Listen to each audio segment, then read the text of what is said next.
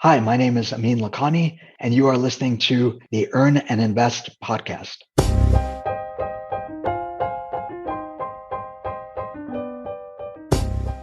I was born with a disability. We first noticed it when I was in elementary school, in kindergarten. All the other kids were learning how to tie their shoes, and I just couldn't remember the steps. In fact, when we went out to recess, another student would have to wait with me and help me get my shoes on, and then we would have to run out and catch up with everyone else. It got even worse when it came to reading. I struggled and struggled, but as the rest of my peers moved on, I couldn't. At that point, they diagnosed me with a learning disability, and the school provided 2 separate tutors that I would go see throughout the day. In fact, while I was in class and my peers were reading their beginner texts, I was coloring in a coloring book, trying to stay within the lines. Eventually, my mother sent me to an educational specialist who I saw every week from 1st grade to 6th grade. And I finally caught up to my peers, and eventually, in some ways, I even surpassed them. But I often wonder, what if my challenges were physical and not mental? What if they were permanent and not temporary? What if they were obvious to everyone the moment I came through the door? And speaking of challenges, where do you go when you want to learn more about the financial independence community? Well, I go to Fiology.com. That's Fiology.com. There, my friend David Boyer has created a number of resources for anyone who wants to become part of this community. First and foremost is the 52 Fiology lessons. If you sign up for his mailing list, you can receive one every week for a full year. And then there's also the free Fiology workbook. You can download it there on his site, Fiology.com. There are a bunch of other resources, information about Camp Fi, a list of financial independence coaches and podcasts. Really everything you want to know. This is a great place to send someone who is just learning about the financial independence community, but also somewhere where people like me, people who've been in this community for a long time, go back from time to time to learn what's happening and what's new. Check them out at Fiology.com. That's Fiology.com, and become part of our community. Amin Lakhani is the dating coach on wheels. He was born with hereditary motor and sensory neuropathy called Charcot-Marie tooth disorder and has been mostly wheelchair-bound since the age of 15. His struggles with relationships led him to first hire a dating coach and then to become one. He is also the creator and host of a number of virtual singles events for the financial independence community. Amin, welcome to the show. Thanks so much, Doc. Great to be here. It is great to have you. I had you on briefly before to talk about one of those Fi singles events. It was virtual. How did it go? It went great. It was fantastic. We had about 100 people show up, and everyone loved it. They had a great time. Everyone was kind to each other. We had I think we had a total of 400 some interactions between people, a lot of connections. And I'm looking forward to hearing if anything pans out into, something more than that. See if a true love connection was made, huh? Yeah, that would be pretty awesome.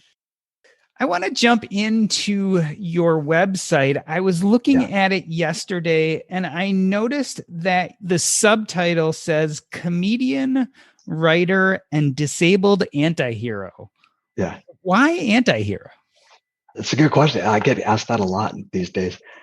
A disability, as I was growing up, was always seen as one of two things. It was either this sad sob story, or it was what we now call inspiration porn, where you have this motivational speaker gets them on a stage and essentially like, my life is tough and I did this, so you can do anything.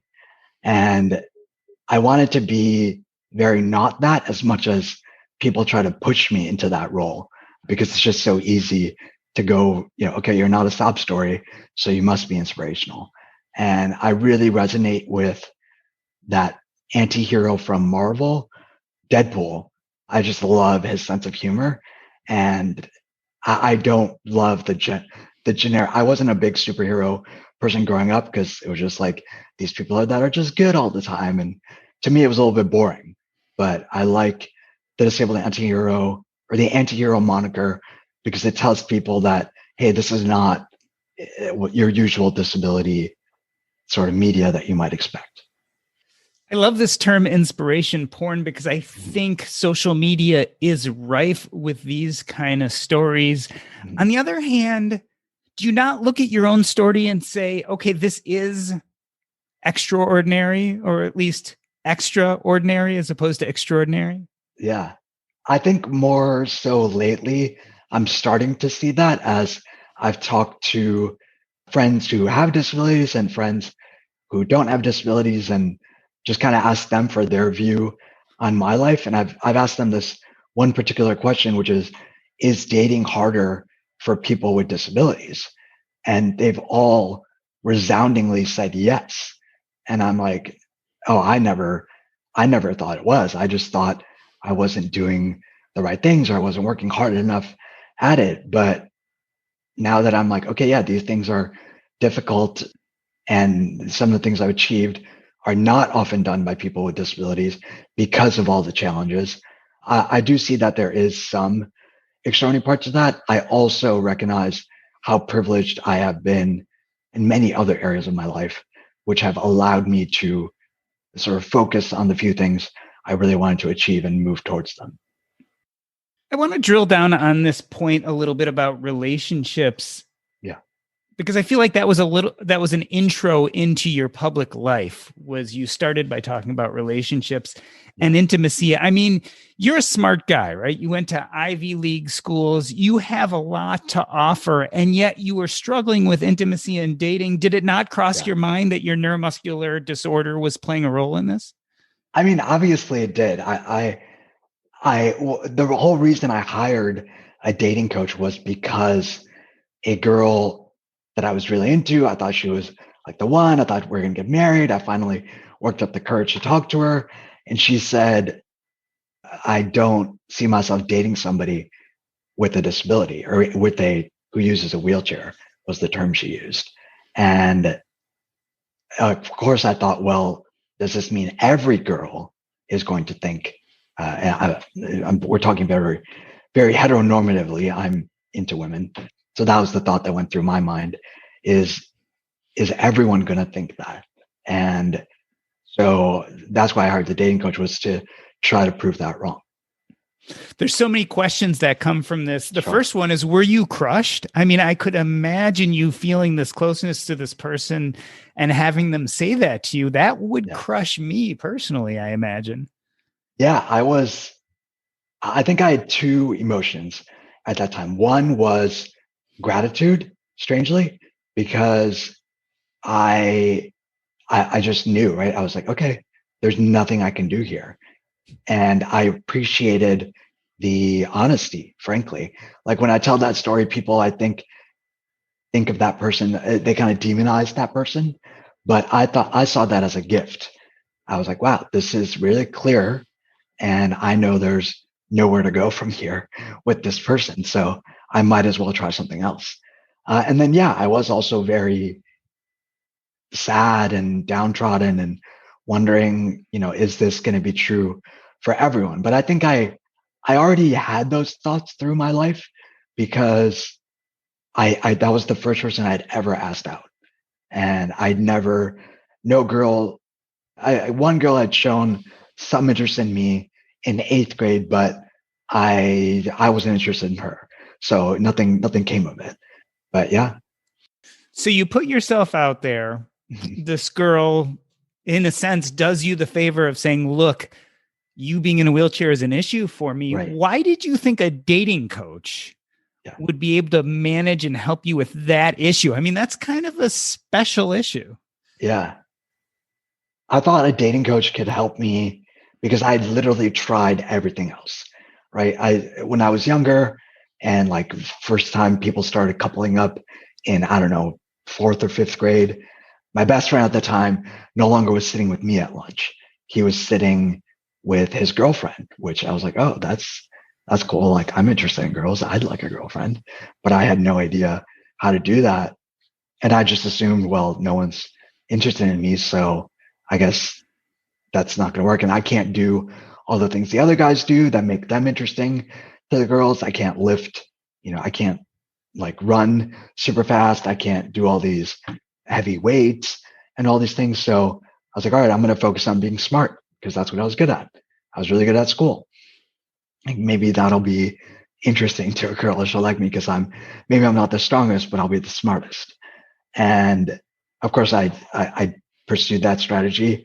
I did really well in school. I was ranked second in my high school class of, I think, 700 kids. And like you said, I went to an Ivy League university, got 2 degrees, ended up working at Microsoft, right? Like this really sought after job, and was doing pretty well financially, but still there was no interest from women. And so I was like, what else do I have to do? And I'd read up on a lot of pickup theory that's kind of prevalent in the online space, and tried a bunch of that stuff too. Like they're like, you just have to go up and talk to girls. And I did that, and nothing ever materialized beyond a conversation.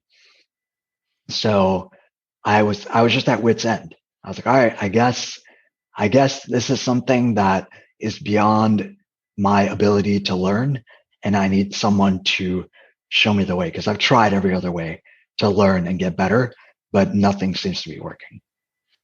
So it seems like you grew up telling yourself this story that the physical challenges were going to hamper you in relationships. So you were going to develop an intellectualism. You were going to become the smartest guy in the room. Right. You found out that this didn't get you where you wanted to be. You started dating coaching. I assume that you found some success. Looking back, those stories you told yourself about the physical challenges, were they correct? Was that what was keeping you from intimacy, or were there other things? I think that was part of it, because I think it's important to recognize that dating with a disability is more difficult than not. And not to say that as a way to discourage people, but I think it's a way to reconcile with the results that you get. Like you put in X amount of effort and you don't see as much results as your friends who are able-bodied, who put in the same amount of effort. And it can be rather discouraging. So I think it's important to recognize that it is harder and that it will take more effort. So as far as what helped me back, so that was part of it, the physical disabilities. And I think the other was not trying. I just didn't try at all. I didn't communicate my interest in a very clear manner. Like I would try to talk to girls, or like, hopefully spend more time with them, like on group projects, or kind of just do really awkward things instead of just being clear and saying, hey, I'm interested in you. Are you interested? And being comfortable with getting that no. Like so much in life. Yeah. It's amazing how much we protect ourselves from the no, to such an extent that we never even put ourselves out there. Were there people in your life who said, oh, simple, just find another disabled person? Yeah, I heard that at various points. And it's not that I'm opposed, but it just felt a little reductive to, oh, like you're only going to be with, or you would only be desirable to people with other people with disabilities. So going to a dating coach is one thing. Another is to go from student to master. Talk to us a little bit about how you went from someone who is using those services to someone who eventually started providing services as a dating coach. Yeah. So I was actually very ashamed of even considering a dating coach. I was ashamed of even reading pickup material because, for one, it's rather sleazy and not very. It doesn't necessarily put women in the best light. Let's say that. And then the other is there's this societal expectation that you are supposed to just naturally know how to interact with people that you're interested in, or you're just supposed to have that sort of natural confidence. And that's what you need, right? If you're doing things in a methodical way, it takes away from that specialness of it. So I felt very ashamed. I was like even if I do get to intimacy with this, I'm going to feel uncomfortable sharing that I've had to have help in this regard. The reason I didn't decide to be a dating coach at first. I just decided to share, like you said, that was my first sort of outlet with my public life, was to share that I have hired a dating coach because I was so tired of being ashamed of it. I'd read Brene Brown's, one of her books, or maybe her TED talk, on how the best way to get rid of shame is to put light on it. And I thought, okay, that makes sense to me. I'm just going to share that this is what I've been through. Here's why I did it. Here's what I've experienced. And that way I can just be like, okay, like if anyone comes across me and they do a quick Google search online, they're going to know that this is part of my life. And they can ask me about it. But if they're like, yeah, I don't want to be with someone that's hired a dating coach, they can easily self-select out. You mentioned that this was the beginning of your public life. I know you were part of a YouTube video that eventually went viral and got lots and lots of views. Mm-hmm. I want to transition to a talk about your work in comedy. I know at one point that as opposed to feeling jubilant, you started to feel depressed about everything that was going on. What was going on there, and how did that lead you towards comedy? Yeah, so that was some crazy attention directed towards me in that video. Like it went YouTube trending viral, right? Like probably the one of the most viral things that can happen.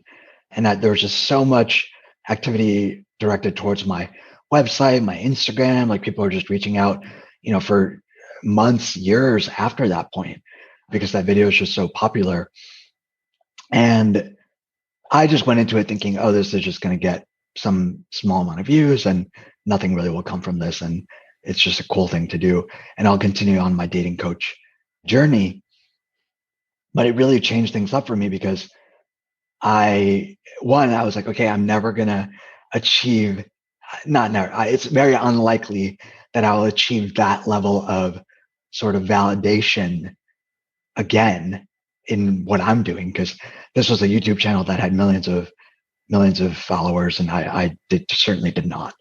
And also, a lot of people started reaching out to me for help that I wasn't sure that I could really help, because there are people with various disabilities, various situations, and I just felt kind of at a loss. I felt like I had billed myself as this dating coach when in reality, I was just kind of sharing what I had learned.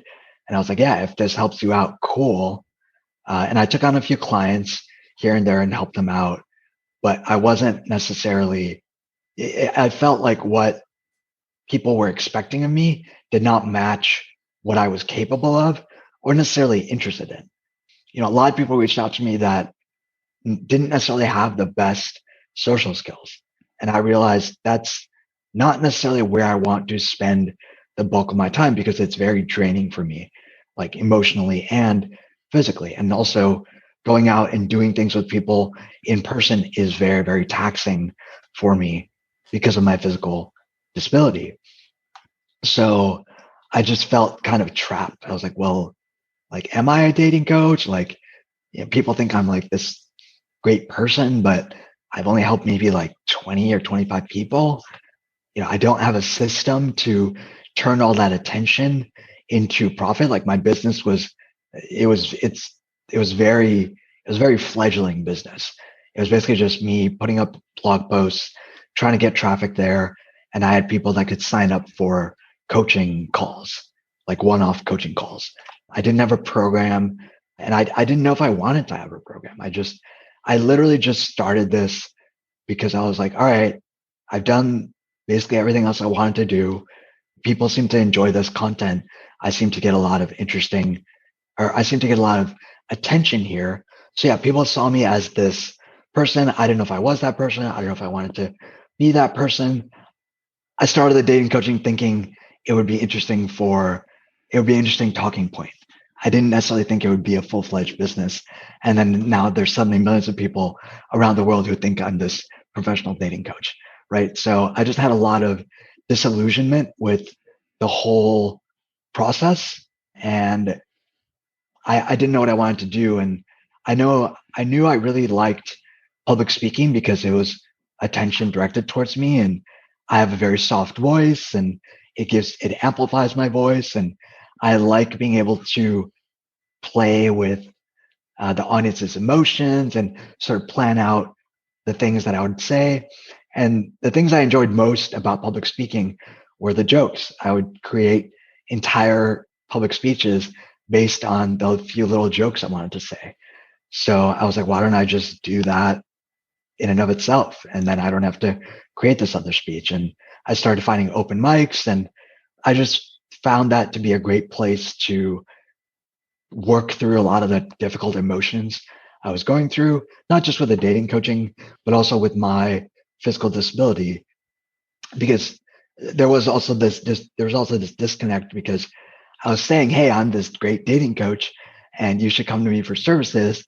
But it wasn't like I had necessarily found some great love of my life or anything. And it wasn't the case that I had solved. I felt like I had fully solved that problem that I originally got out to solve. So yeah, that's what drew me to comedy, because the pressure felt a lot less. I think people think of comedy as, oh my God, I have to make people laugh. I see it as like, oh, thank God, all I have to do is make people laugh. I don't have to solve their dating life. I don't have to do all these other things. All I can do is just make them laugh. And that I feel like I can do well. And in some ways, comedy seems consistent with that goal, which you summed up with the Brene Brown quote about shining light on vulnerability. You did that by talking about your physical challenges in dating, right? But you could also do that with comedy. Absolutely, yeah. And I think that was what drew me down the whole path. Was I don't think I had that thing in me, which was like, I really want to help people with their dating life. Because I was like, I got enough shit to deal with on my own. I don't know that I can take on the world's dating life, right? Or all the people with disabilities dating life. Like that's a big ask. But I can just I know I can do vulnerability well, and I know I enjoy that. And I know when I go up and tell jokes, I know that at least I'm having a good time. And if other people have a good time, that's gravy on top. But it makes it more sustainable for me to do. Whereas with dating coaching, at times it can feel rather draining. So you start doing open mics. Mm-hmm. One of the first things people notice about you is that you are in a wheelchair. Did the wheelchair become a prop for your comedy? And how did you feel about that? Yeah, I think it's natural for comedians with disabilities to talk about their disability. And what I loved was that it was on my terms. So I could not talk about it for a little while and build up the tension in the room, because everyone is wondering. They're like, when is he going to address it? When is he going to address it? And then get that bigger laugh at the end, kind of, because I would, if I could say something at the end of like, oh, like, I know you've been thinking this the whole time, that just naturally results in that big laughter, because people are like, oh, thank God, like he finally addressed it. But yeah, of course, it's going to be something I work through. And I like that it doesn't have to be the only thing I talk about.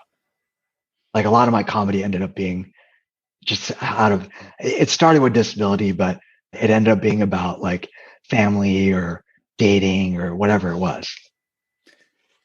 I find that really ironic, that tension that's always probably in the room when you're meeting new people is, hey, I'm a guy in a wheelchair, actually became fodder for the comedic act, that you could play with that tension. You could anticipate it and build it up. Whereas I imagine in real life, it's really flippin' annoying.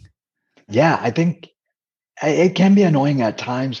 I think, honestly, I don't feel it so much or experience it as much as other people with disabilities. Because one, I've become I've done so much practice with my dating coach and on my own of just immediately addressing it when I meet people, that it's no longer something I necessarily think about, because I live with a disability, right? So like when I meet somebody new, I don't necessarily see myself from their eyes. I see them from my eyes. So I don't live my life thinking like I have a disability. Like I just you grow accustomed to it. So I've done a lot of that work and gotten a lot of people very comfortable with it. And I know I have that tool if I really need to, like if I detect someone's being a little odd, but also if someone's being a bit odd, I already kind of know that I'm probably not going to connect with them super well because like I'm maybe the first person they're meeting with the disability or like they're just kind of weird about it. And the other thing is maybe aside from my comedy, I present as a very intelligent, kind of proper speaking person. So I think that automatically people tell me that when they meet me, they immediately know that I'm very smart. And I don't know if that comes across to everyone. I don't want to prop up my ego just claiming that, but I think I've heard that it by several people. So I think that plays to my favor where I get the sort of Stephen Hawking effect of like, okay, this guy's disabled, but he's freaking smart. Up to this point, we've talked about growing up with your physical challenges as well as being a dating coach and becoming a comedian. None of this really touches at all on your personal finance journey and your discovering financial independence. We've talked about this before on this podcast, but I think it's worth retelling the story of how you were introduced to the financial independence movement. Yeah, sure. Your listeners are probably like, what the hell does this have to do with fire at this point? So I discovered it in a few ways. One, I was raised by immigrant parents who came here from Pakistan, and they grew up in pretty. I don't know how to like level it, but pretty. They grew up in poverty. Both of their fathers passed away when they were young. They were raised by single mothers in Pakistan, where women did not have a lot of opportunities back then, certainly. And they came here as immigrants and they had me. And disability in Pakistan is pretty much a curse. You don't have a lot of great prospects, at least around the time I was born, which was just a year before the ADA. Like even at the time I was born in the US, disability was not very, it was very, people were put into these like dilapidated homes and all that, even in the US far back as the 80s, I think. Yeah, so they were always very frugal. So long story short, they were always very frugal. They came here and they didn't have a lot to their name. Always raised me with very frugal values and said, you know what, you're gonna have to work extra hard because you have this disability. You have to provide, you have to find other means to provide for yourself because you can't just go, get a random job at like a fast food restaurant or something to make ends meet. That's just not going to be in your future. So you have to study extra hard to make sure that you can support yourself. And so they raised me with that value of like, you're gonna have to earn a lot and don't spend frivolously. Don't spend on things you don't need. So that was always kind of my philosophy. And then, but they don't really believe in investing. I mean, they do believe in investing more so in business and real estate, but not in the market. I think because they joined some sort of like co-op type thing in the religious community when we were young that invested in the market and they lost a bunch of money and they just have been kind of weary of it ever since. So that was what I knew going into my career. Like I always knew that the reason I wanted to go to college, the reason I wanted to get 2 degrees in 4 years was because I wanted to set myself up to get a good paying job and secure my financial future. That was always the goal. It was never like people are like, oh, I went to this college because like I love the town and like it was like it felt really good. I felt a great vibe on campus. I was like, nope, this is the best education I can get for the money. I actually didn't really like Philadelphia, but I grinded through it for 4 years because that program was just very unique. It was a dual degree program for engineering and business. And I was like, okay, if I do this, it's really going to set me apart and give me a unique advantage for, the rest of my life. And I don't want to do school again. I don't want to spend money on grad school. So let me do the best I can in these 4 years. And it worked. Like I got internships at big tech companies and all that. I think the generation piece or the saving piece was really good and like working to get a good job. And I signed up for the 401k, invested in some like target date fund when which was available to me for like my target retirement date. And I think the expense ratio was like 0.55 or something. And the underlying funds had some pretty exorbitant expense ratios. And then I was at somebody's house for dinner. This woman came through the door and I was just kind of blown away by her. I was just kind of struck by her. And we started chatting, and she was much older than I. And she asked me, like, do you do any? And we started chatting about what I do for work and all that. And she asked, what do you do any investing? And I was like, no, like, why would I invest? Like, I'm going to be the CEO of Microsoft, right? I have no reason to invest in anything. I'm just going to keep making more and more money. And we exchanged numbers. And the first thing I messaged her about was I was like, hey, it was nice to meet you. Like, her name, the day trader.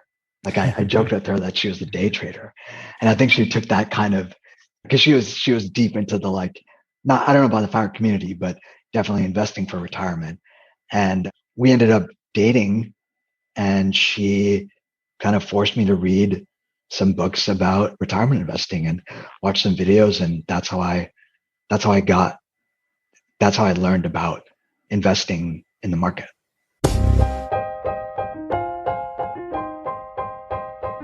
In the first half of the show, Amin and I talk about him becoming the dating coach on wheels. After the break, we discuss financial independence. But first, wish you were in early on some of the best performing IPOs of 2019 and 2020? Our Crowd investors were, and now you can join them in what's next. With Our Crowd, accredited investors have access to invest directly, easily, and most importantly, early. Our Crowd investors have benefited from Our Crowd companies IPOing like Beyond Meat or being bought by companies like Nike, Intel, Microsoft, and Oracle. Right now, you can join Our Crowd's investment in Beyond XR, a platform that's enabling the world's leading brands to attract customers with the future of virtual shopping journeys. Beyond XR's 3D technology is transforming the way brands do business in the $4 trillion e-commerce market. You can get in early on Beyond XR and other unique opportunities at ourcrowd.com/EAI. The Our Crowd account is free. Just go to ourcrowd.com/EAI. So this was your entry into the financial independence community. Yeah. I'm interested to talk to you about your original thoughts. So you describe in your early childhood a very open relationship with your parents where they said, okay, you have this physical disability. Right. You need to get your ducks in order early, right? You've got to build the skill set. You've got to be able to get a high paying job. You really have to support yourself. How did it feel to hear about people in financial independence who were very anti W-2 employment, right? There's this really pushback against these great jobs like engineering, et cetera. A lot of people who are upset with their jobs. Did you feel like your personal history gave you insight that maybe a lot of these people didn't have? Yeah, I mean, honestly, I haven't seen that much of that. My view of the fire community is just like whatever way works, right? There's some people that are extremely frugal, and that's how they get to fire. Like they have a maybe moderate paying job, but they just really save a lot. And there's other people who have really well paying jobs, and there's like fat fire, right? Like they want to live a more generous lifestyle. So I've always seen it as whatever works for you. And whenever people are adamant about one way or the other, I always just go back to my understanding of the movement, which is that it's based on your values, right? It's entirely personalized and customized to each person within the movement. So for some person to say you should or shouldn't do something, it doesn't really even make sense. Did you feel as you entered this community that there were a lot of people like you? We don't really talk about disability a lot in the financial independence community. I don't think there's a lot of people like me. I haven't come across many. There is a Facebook group for people with chronic illnesses that I've checked out a little bit, but it's rather small. And interestingly, the Choose FI podcast has a Facebook group that they sponsor called for parents of children with disabilities, which I feel like is a kind of remnant of some ableism of like, oh, you could only be a child that has a disability, and you can't be someone that would want to take care of yourself in that way. So while I do feel like not I don't have a lot of similarity to other people in the community in that regard, I have seen a few accounts of like, I think there's one I've seen, there's Disabled Girl on Fire on Instagram who talks about it a little bit. I have seen a lot of questions that I also think about, like people think a lot about healthcare once they leave their job. People think a lot about long-term care insurance. People think a lot about what happens if I get injured and how am I going to pay for this and all that. So I think the difference is that I'm actively dealing with that, whereas for most people, it's just like this fear that they hope never materializes. Let's talk a little bit about ableism and financial independence. There are fringe parts, what I maybe would call fringe parts of the movement, or maybe more extreme parts of the movement, which are very big on things like, oh, you shouldn't own a car, you should ride your bike everywhere, right? Yeah. Or you should walk everywhere. Right. Or if I need work done around my house, I should just build that deck myself. Right. Have you felt like there is some ableism in this community? I don't think it's intentional, but yeah, I mean, at times I do wonder, I'm like, do I relate to these people that want to live in like, like the hole in the walls, want to travel all around the world all the time and like build all their stuff themselves? Am I sort of looking in the wrong community for connection? But I think it's just that they don't have, that's just their worldview, right? There are not a lot of people with disabilities talking about fire or financial stuff in general, because it's very difficult. And the way the state programs work is they kind of keep you in poverty. Like if you want, essentially you have to choose between healthcare or poverty at certain levels. So we've talked about dating from a disability standpoint, but now we're discussing financial independence. You have run a number of events for virtual speed dating. How is dating different for people in the financial independence community? Sure. So the quick backstory to that is I started by just hosting game nights in the Singles in Pursuit of Financial Independence Facebook group. And then some people met up through that. Like one couple met each other through one of those events I hosted, and that was really cool. So I was like, all right, maybe we can make this happen more. Also, it's a little bit awkward, I think, to ask somebody like, hey, can we talk privately for a few minutes on one of those game nights? So I was like, well, maybe people will just want to pay a little bit to not have to go through that discomfort, and they'll just get a couple minutes with each person, and then you can connect or not connect. And it's only 3 minutes, right? It's not a big investment on each person's part. But I think dating is different for people in the fire community because we're also cognizant of our finances. And we know that finances are one of the biggest points of friction in relationships. So not only are we looking for alignment on, attraction, interests, maybe life stage, we're also looking for alignment on finances. And even within fire, there's a lot of different options, right? So I think it's just challenging. There's so often in that Singles in Pursuit of Financial Independence Facebook group, there's often threads of like, hey, I met this really great person and we connect on all these levels, but they seem to have a bunch of debt and they're not doing anything about it. Or they have like a couple of cars and like, or they have this really expensive other hobby or whatever. And like, it's tough because we do want to connect. We want that closeness. We want that intimacy. We want where like all these other people are, right? Like these couples that can stack tax benefits. And, the common joke is we see this meme all the time in the group too of can we be in love, or does somebody want to be in love so we can split rent, right? And that I think is a big draw for people. We see the benefit of combining finances with someone, but we're also so scared to do that because we know it's like leverage essentially, right? Like leverage basically amplifies your gains and your losses. And your partner, as I'm sure you know, right, Doc, is the one of the biggest determinants of your financial life. So we're very cautious in who we choose, I think. So, I mean, these are strange times, as we know. We are hopefully on the cusp of coming out of this COVID pandemic. There was a recession that is slow to recover. Mm-hmm. Tell me about the different communities you're involved in and how you feel like this pandemic has affected them. I can think of several.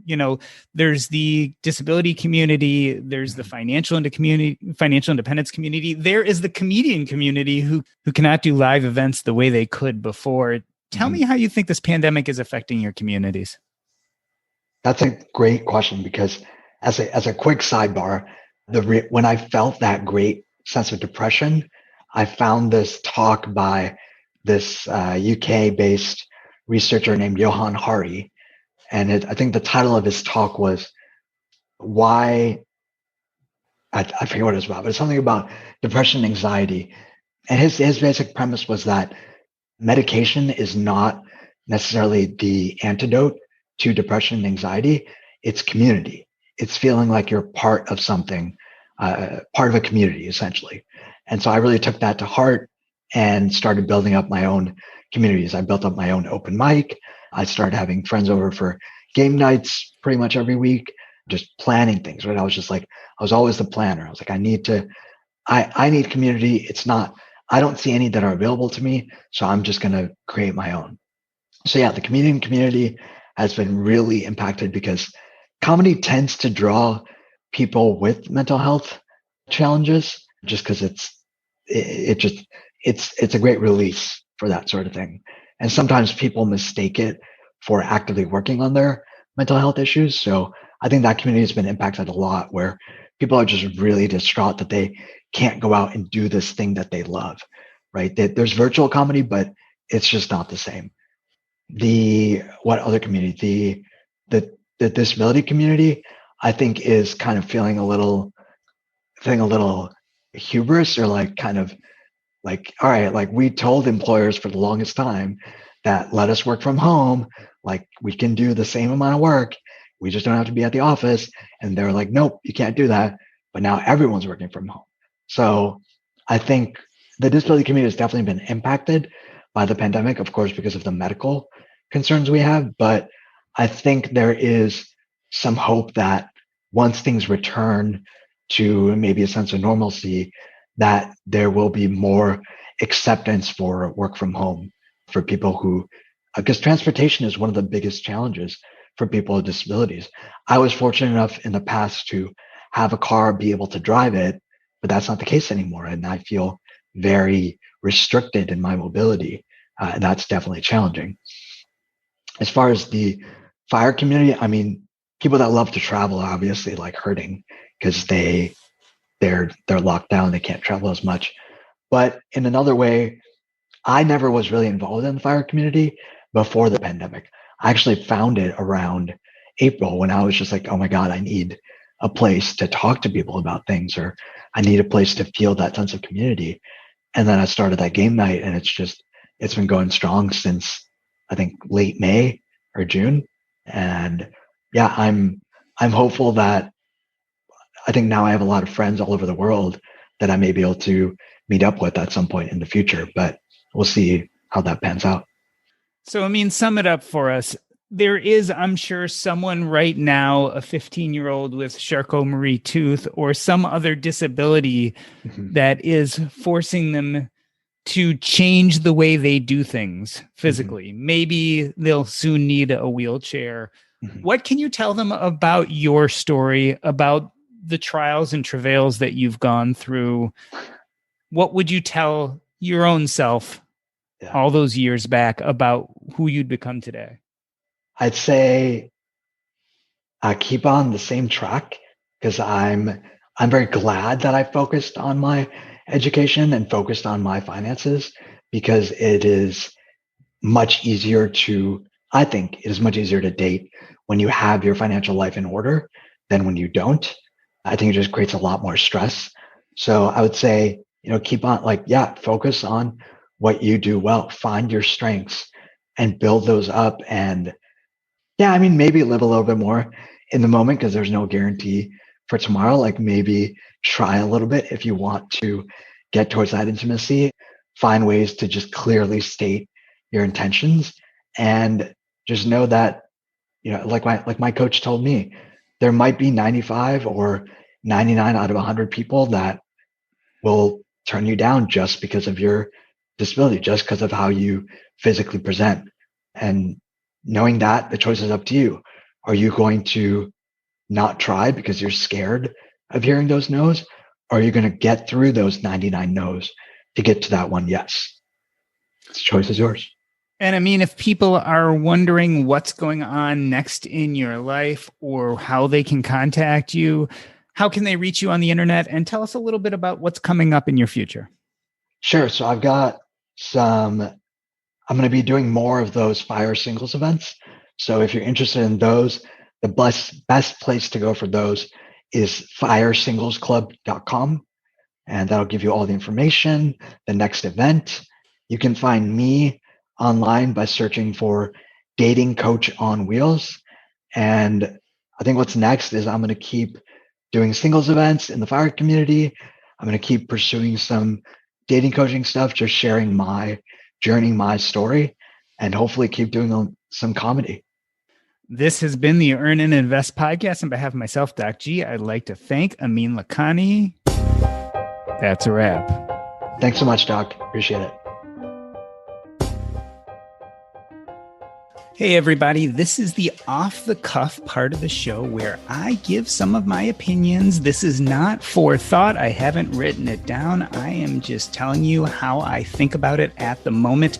Before we get to today's episode, I just wanted to mention that if you are enjoying the conversations we're having here on the Earn and Invest podcast Monday and Thursday, don't forget to check out our Facebook group. That's facebook.com/groups/earn and invest.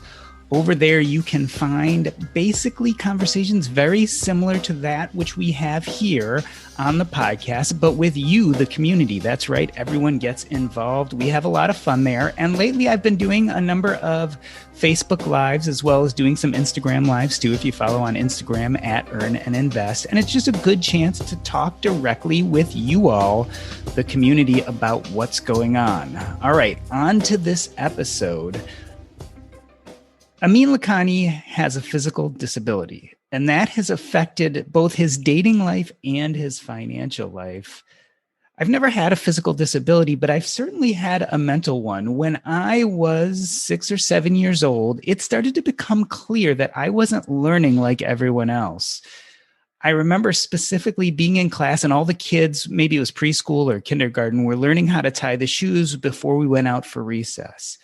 And everyone would get ready and I would be sitting there with a lace in each hand and I just couldn't remember how to tie them together. In fact, it got so bad that at some point I had to be assigned another student to tie my shoes for me before we could go out. My family and my teachers realized something was wrong and they sent me for something called neuropsychologic testing, which diagnosed me with a learning disability. I had a huge amount of trouble reading. In fact, I had trouble placing the letters in the correct order. They would dance on the page, and I used to get so confused. My mom can remember me sitting in front of a textbook sweating as I was trying to put the sentences together, and I would complain to her that I could do it the day before, but everything had changed. Now, I was lucky. I was in a pretty good school system, and they immediately assigned 2 tutors to me. In fact, I was taken out of class regularly to go to these tutors. When I went back to class, at the time, I didn't know this, but they didn't want to stress me out. So they would give me coloring books. So while the rest of my peers were on their beginning readers, when they were getting into groups to learn how to read, I was sitting alone at my desk coloring in coloring books, trying to keep within the lines. My mom realized that I would need more help, and eventually we hired an external tutor that I also went to once a week, all the way up into middle school. And in some ways, I overcame my learning disability. I learned how to read and do things maybe slightly differently than my peers, but effectively.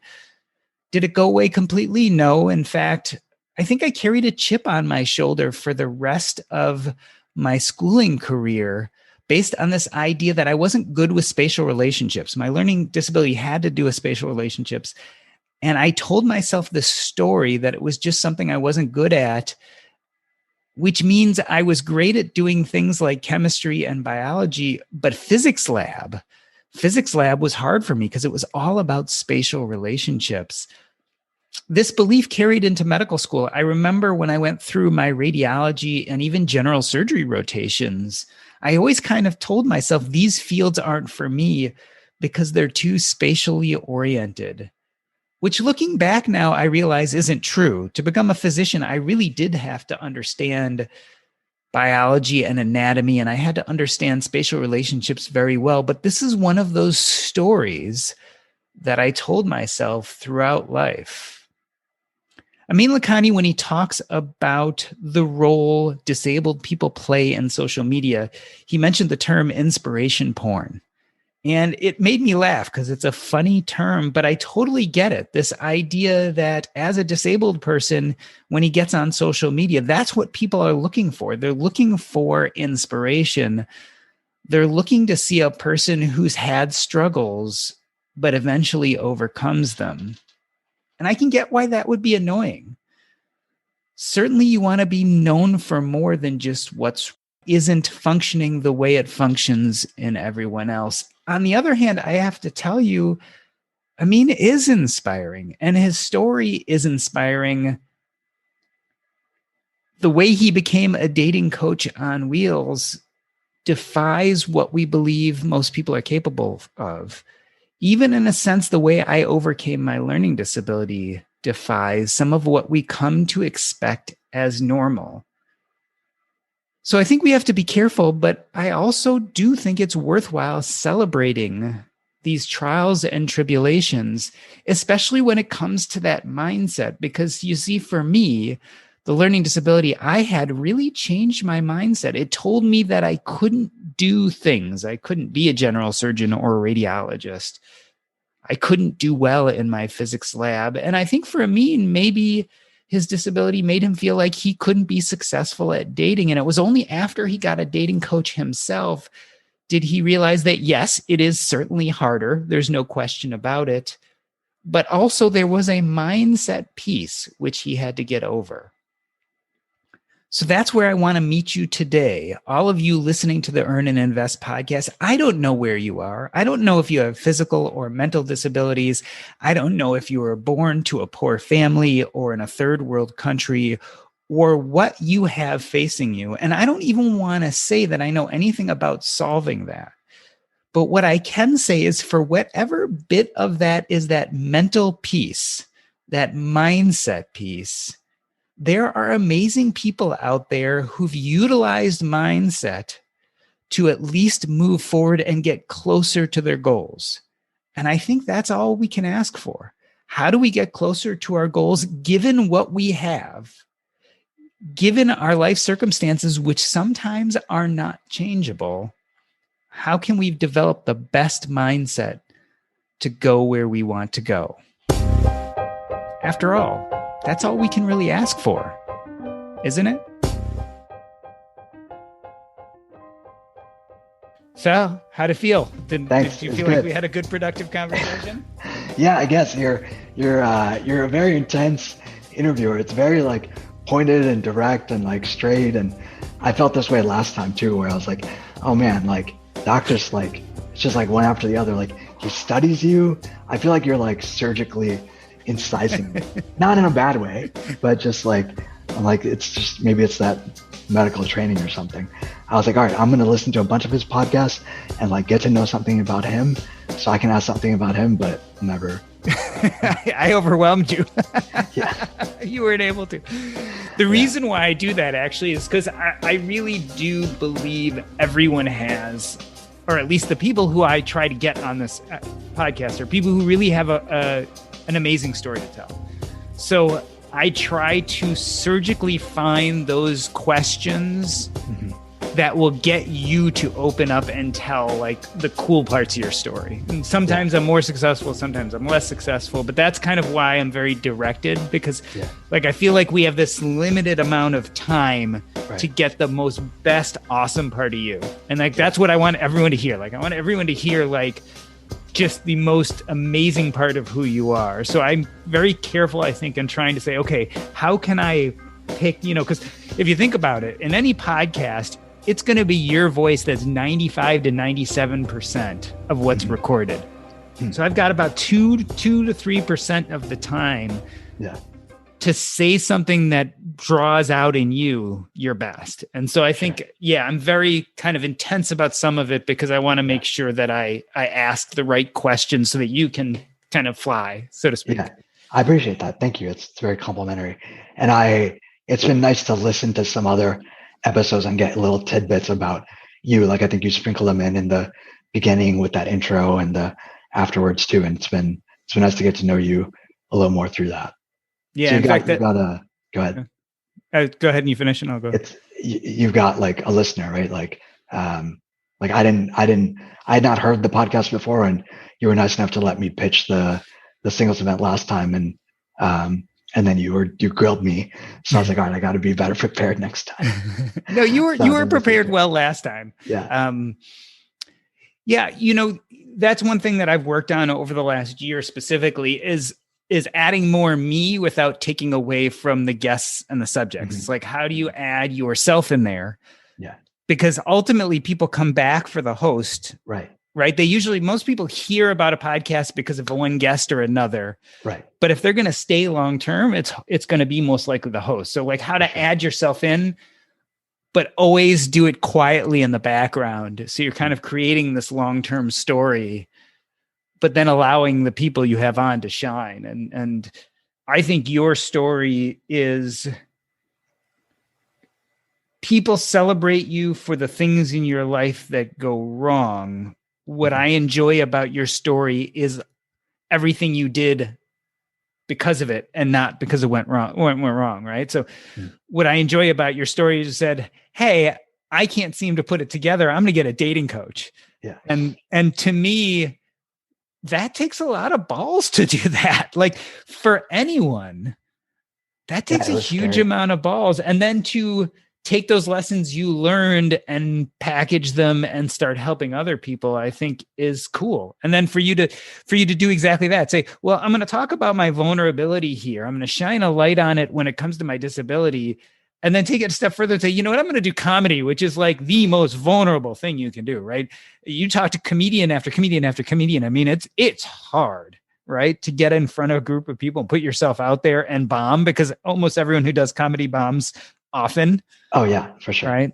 So that's what I saw in your story that I thought was just so interesting. The financial independence stuff is more on the side. Like that's cool. And that's on the side. But more interesting to me is the dating events or the comedy or how you've decided, what lens you've decided to look at your life in.